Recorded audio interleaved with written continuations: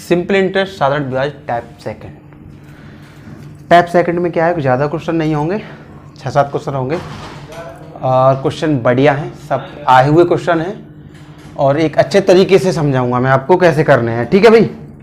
ये अधिकांशतः लोग फॉर्मूले से करते हैं, तो मैंने ये वीडियो इसलिए बनाई है कि भाई मुझे खुद नहीं पता कि मैं मैथ कैसे करता हूँ, मुझे खुद नहीं पता ये अर्थमेटिक में कैसे करता हूँ। कोई साइंस का मैथ हम जैसे पढ़ रहे हो, कोई 12th में मैथ पढ़ते हैं तो उसको तो फॉर्मूले से करते हैं, इसमें क्या फॉर्मूला भाई, तो कंपटीशन की थिंकिंग पे निर्भर है अर्थमेटिक, तो मुझे खुद नहीं पता, तो मैं आपको फॉर्मूला पे याद नहीं करने दूंगा।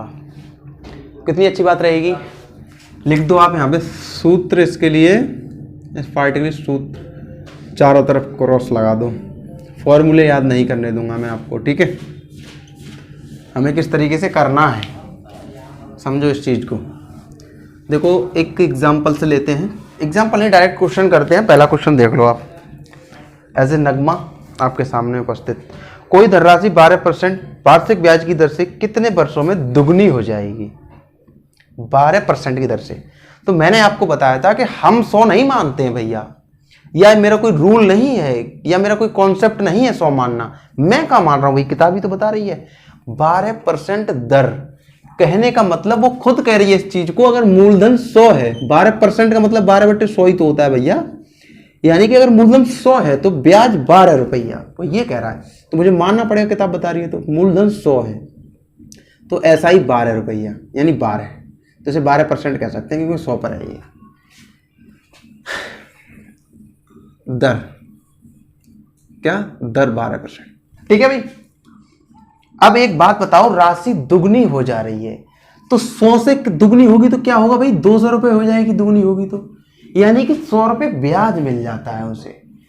हमें पता था 1 ईयर में ओनली 12 रुपये का ब्याज था या 12% का ब्याज था, आपको 100 का ब्याज चाहिए दुगनी करने के लिए, तो आपको क्या, अब हम देखते हैं 1/12 ईयर में 1, अब हमें 100 रुपये ब्याज चाहिए तो 100 का दोनों तरफ गुणा कर दो आप, तो इधर 100 बन जाएगा।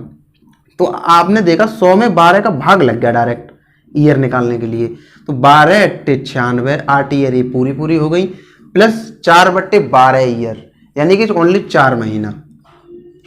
आपको पता लग गया 8 ईयर प्लस 4 महीना में, 8 ईयर प्लस 4 महीना में भैया दोगुनी राशि हो जाएगी। ये पहला क्वेश्चन मैंने कितने बड़े प्यार से आपको समझाया है, लेकिन इसके बाद काम खत्म, सिर्फ 2 लाइनों में होगा। ठीक, जो चीज मैंने आपको बताई है, देखो आपने देखा एक वर्ष में 12 ब्याज मिल रही थी, हमें 100 ब्याज चाहिए, दूना हो रहा है ना 200, यानी कि 100 ब्याज मिल गई उसे, तभी तो दूना हुआ है। 100 ब्याज कितने सालों में, तो मैंने डायरेक्ट 12 से 100 में भाग दे के देख लिया, यानी इतने समय में 100 रुपये ब्याज मुझे मिल जाएगी और मेरा मूलधन दोगुना हो जाएगा। समझ में आई आपको बात? आगे चलते हैं।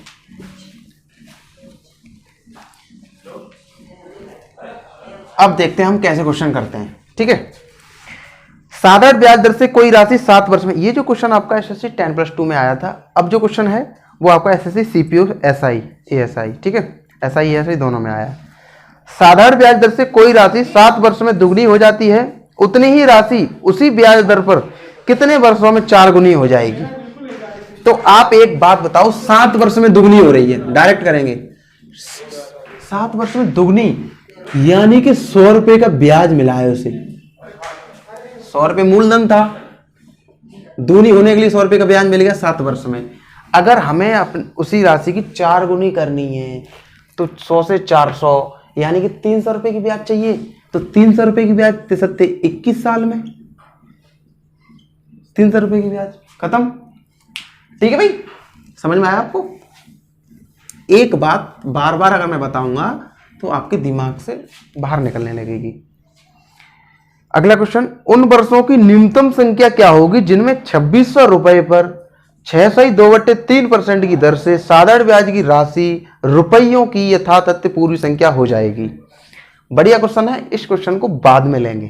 ठीक है, इस क्वेश्चन का इंतजार कीजिए, जो आप क्वेश्चन देख रहे हो इस क्वेश्चन को आप पढ़ लो सही से, अच्छा क्वेश्चन है, इसको बाद में करेंगे। अभी जो 2 क्वेश्चन कराए इससे रिलेटेड क्वेश्चन 2-3 कर ले रहे हैं, उसके बाद करते हैं, क्योंकि फिर एकदम टाइप चेंज हो जाएगा।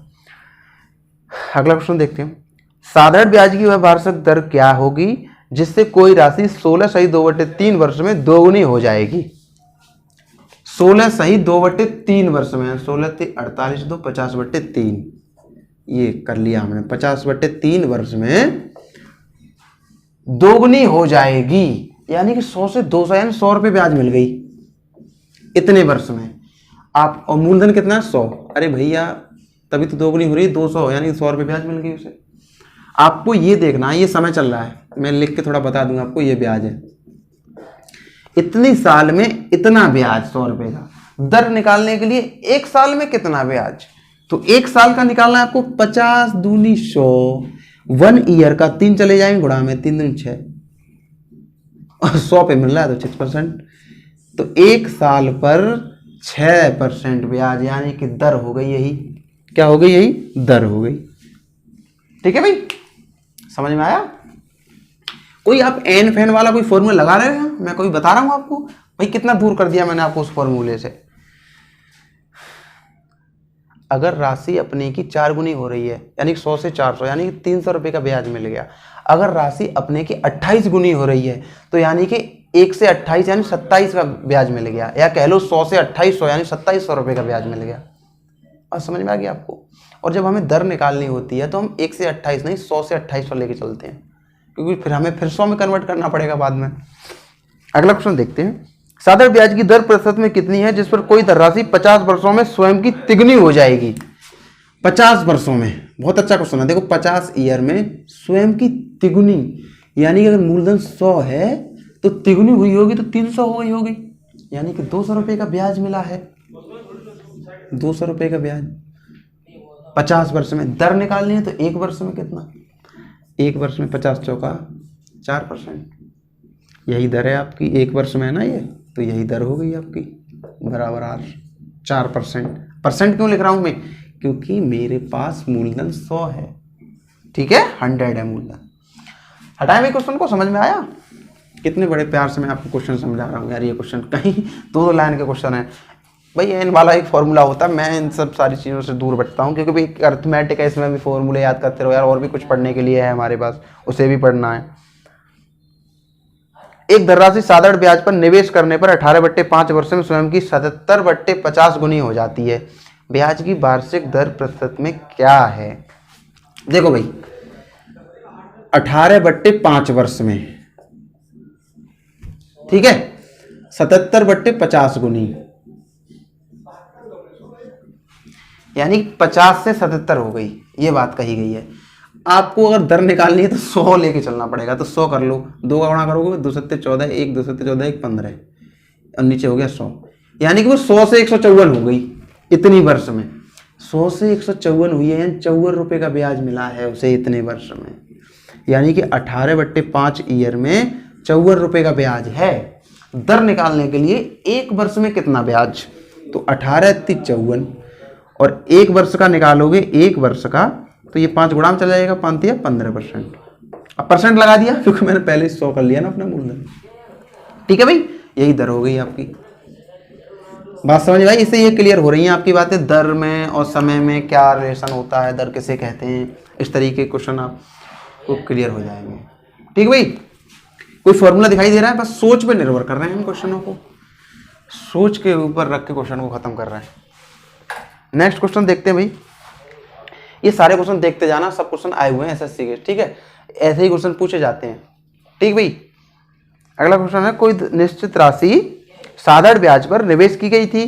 5 वर्ष के उपरांत प्राप्त होने वाला मिश्रधन 3 वर्ष में प्राप्त होने वाले मिश्रधन का 1 सही 1/4 गुना था, यानी कि 5 वर्ष में और 3 वर्ष में 1 सही 1/4 का मतलब होता है 4 × 1 = 4, 5/4। 3 वर्ष में प्राप्त मिश्रधन का 5/4 है, यानी कि 3 वर्ष में अगर 4 मिश्रधन है तो 5 वर्ष में 5, ये अमाउंट दिया गया था मिश्रधन। ठीक भाई, तो अब आपको दर निकालना है, तो दर तक हम कैसे पहुंचे? देखो यहां से 2 साल का गैप है, इस 2 ईयर में ब्याज कितनी बढ़ गई है? 1, ऐसा ही 1 बढ़ी, यानी कि आधी, समय की आधी। अब आपको चाहे इससे निकाल लेना है चाहे इससे निकाल लेना है। अगर आप इस कंडीशन को रखोगे तो देखो, हमें ब्याज निकालने के, दर निकालने के लिए पहले ब्याज और मूलधन चाहिए, तो मूलधन कैसे निकालेंगे? ये मिश्रधन है। मिश्रधन का मतलब मूलधन प्लस ब्याज। हम देखें 5 साल में ब्याज कितना लगा होगा भाई? भाई समय का आधा लग रहा है ब्याज, तो 5 साल में 2.5 का ब्याज लगा होगा। जब 2.5 का ब्याज लगा होगा तो 2.5 मूलधन होगा, तभी तो मूलधन और ब्याज 5 हो गया। तो 2.5 मूलधन है। कितना भाई? 2.5 मूलधन है। देखो ये गड़बड़ कर रहे हो आप यहाँ पे। 5 वर्ष में 2.5 का ब्याज लगा है। कितना? 2.5 का ब्याज लगा है। तो आपको मूलधन पता लग गया कितना? 2.5। अब हम ब्याज निकालने, दर निकालने के लिए 1 वर्ष का ब्याज ऊपर रखते हैं, तो 2 वर्ष का 1 ब्याज है, तो 1 वर्ष का 0.5 यानी आधा इंटू 100 पे कितना? 25 चौका 100, 5 चौक 20%। ठीक है, कोई दिक्कत तो नहीं थी। इस तरीके से करके देखो इस पे भाई 3 वर्ष का ब्याज निकाल लो। 3 वर्ष का ब्याज 1.5 रुपए यानी आधा। जब 3 वर्ष का ब्याज 1.5 रुपए है तो यहाँ मूलधन निकालूंगा, तो 4 में से 1.5 घटाओ तो 2.5 आ गया मूलधन। यही आ रहा था। अच्छा, 1 वर्ष का ब्याज निकालना दर निकालने के लिए, तो 2 वर्ष का 1 वर्ष का 0.5, तो वही चीज निकल जाएगी। तो 100 पे कितना? 25 चौका 100, 5 चौक 20%। ठीक है, दोनों तरीके से आप कर सकते हो। इसको हटाएं। समझ में आया आपको? अब लास्ट क्वेश्चन जो मैंने कहा था कि इस क्वेश्चन को बाद में करेंगे, वो क्वेश्चन समझो। उस क्वेश्चन को करते हैं। उन वर्षों की न्यूनतम संख्या क्या होगी जिनमें 2600 रुपए पर 6.2/3% की दर से साधारण ब्याज की राशि रुपयों की यथातथ्य पूरी संख्या हो जाएगी। रुपयों की यथातथ्य संख्या, या कह लो पूर्णांक एकदम, यानी कि कोई भी पॉइंट में नहीं आना चाहिए मान, ना ही कोई फ्रैक्शन में आना चाहिए। एक यथातथ्य संख्या हो जाए रुपयों की। ठीक है भैया? 6.2/3% की दर से साधारण ब्याज की राशि 2000 रुपये पर, कितना? 2600 रुपये पर। 2600 रुपये पर, देखो जो क्वेश्चन कहता है मैं वही करता रहता हूँ। 2600 रुपये पर 6.2/3% यानी 20/3, 20/3। समय कितना है जिनमें? अच्छा, समय पूछ रहा है कितने वर्षों में, ये पूछा उसने कितने उन वर्षों की न्यूनतम संख्या वर्षों में। समय टी मान लो, यहाँ टी। ठीक है, बट्टे 100, यही तो ब्याज हो गया। आपको 20/3 लिखना चाहिए था। यहाँ पे दर है ना 20/3, तो 3 बट्टे में ही तो आ जाएगा। यहाँ 20/3 करूँ, 3 बट्टे में ही आ जाएगा।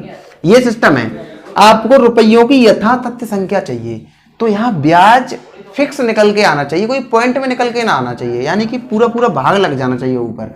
तो 100 से तो भाग लग गया, यहाँ अभी भी यथातथ्य सही है, लेकिन 3 का भाग नहीं लग रहा, ना 26 में ना 20 में।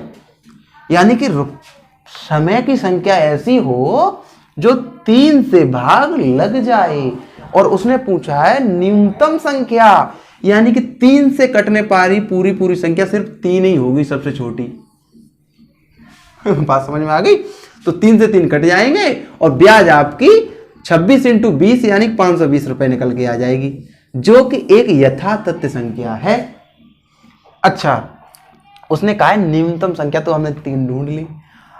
यही लैंग्वेज घुमा देता, अधिकतम संख्या तो आप निकाल भी नहीं पाते। बड़ी से बड़ी तो बहुत बड़ी संख्या हो सकती है 3 से कटने वाली। अगर वो कह देता कि भाई 30 से छोटी और 25 से बड़ी, तो आपको क्या लेना पड़ता? 27। आपको 27 वर्षों की संख्या ज्ञात कीजिए, 30 से छोटी हो और 25 से बड़ी हो। तो 3 से कटने वाली सिर्फ 27 ही ऐसी थी। ठीक है, तो समय 27 वर्ष निकल आता। ठीक है भाई, समझ में आया इस चीज को? हटा दे रहे हैं भाई। ये आपका टाइप खत्म हो गया, और अब हम टाइप 3 में बात करेंगे।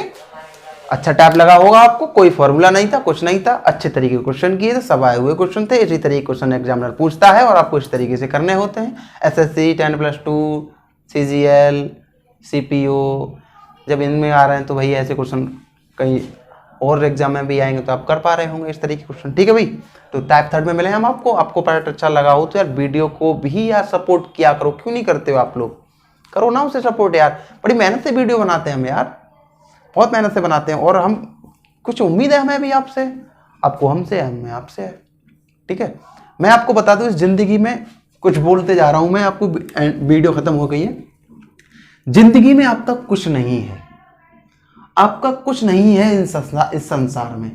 अगर आपको कुछ पाना है, अगर आपको कुछ पाना है तो उसके बदले में आपको कुछ देना होगा बॉस।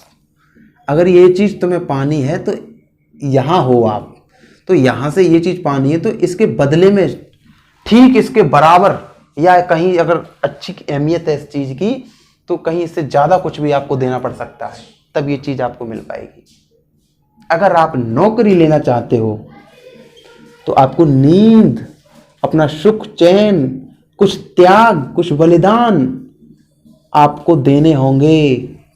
औरों की तरह जिंदगी नहीं जी पाओगे इस सफर तक, ये आपको इसके बदले में देना पड़ा है। अगर आप इसके बदले में दे दोगे, ये एक प्रकार की, एक समझ लो, एक ये कोई वरदान दे के चला गया है साधु।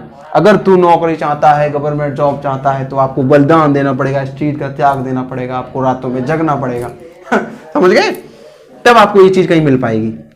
हर चीज का बदला है। अगर सम्मान पाना चाह रहे हो तो आपको भैया सम्मान देना पड़ेगा, सम्मान देना पड़ेगा, तभी सम्मान मिलेगा। हर चीज पाने के लिए उसके बदले में एक बदला है बस। अगर आप IAS बनना चाह रहे हो तो इसके बदले में भी आपको कुछ देना पड़ेगा यहां तक, तब आपको IAS जॉब मिल पाएगी। उसके बदले में क्या देना पड़ेगा आप जानते हो भाई। एक प्रकार से पागल कहने लगता है आदमी, तुम्हें पागल हो गया ये, तब कहीं जाके IAS बन पाते हो। तो ये चीज़ आपको समझ में आई होंगी, ठीक है भाई। और ऐसी कुछ बातें और भी करते रहेंगे। अब हर वीडियो के बाद में ऐसी बात किया करेंगे जिससे एक नई दिशा मिला करे, आपको नई सोच बढ़ा करे, ठीक है भाई। तो हम आपको नेक्स्ट टाइप में मिलते हैं। जय हिंद भाई।